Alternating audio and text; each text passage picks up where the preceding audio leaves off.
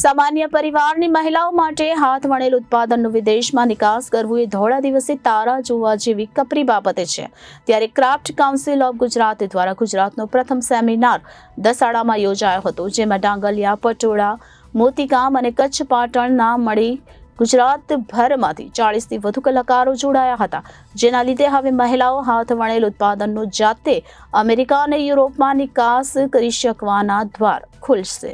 Gujarat craft council દ્વારા આયોજિત આયાત નિકાસની જાણકારીનો કાર્યક્રમ ખાસ કારીગર માટે રણ રાઇટર્સ દસાડામાં આયોજન કરવામાં આવ્યું, જેમાં ગુજરાતભરમાંથી 40થી વધુ કારીગરો ઉપસ્થિત રહ્યા હતા, જેમાં જાણકારી આપનાર અનુભવી ડોક્ટર જગત શાહે આંતરરાષ્ટ્રીય વેપાર સલાહકાર વેપાર લક્ષી વિગતવાર નિવેદન કર્યું હતું। આનો લાભ લેવા લીંબડી, દાદરા, જામનગર, મૂળી, સાયલા, કચ્છ અને પાટણ તથા અન્ય ગામોથી કારીગરોએ ઉત્સાહભેર ભાગ લીધો હતો, જેમાં ડોક્ટર જગતભાઈએ ટેકનોલોજી, શ્રેષ્ઠ કારીગરી અને સમય મર્યાદા પર વિશેષ ભાર આપ્યો હતો। આ કાર્યક્રમમાં વિવર સિવિલ સર્વિસ સેન્ટરના ડાયરેક્ટર પવનભાઈ ગુપ્તાની હાજરી ઉલ્લેખનીય રહી હતી।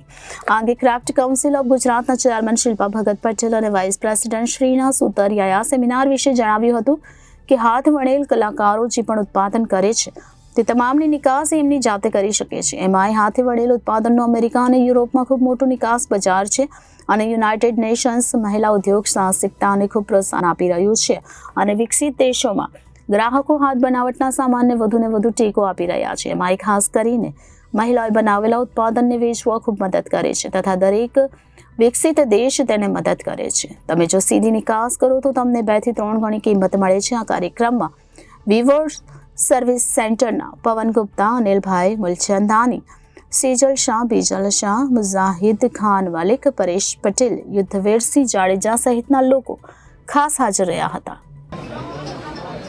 કેમ છો ભાઈ? મજામાં। મારું નામ રાઠોડ આનંદ છે।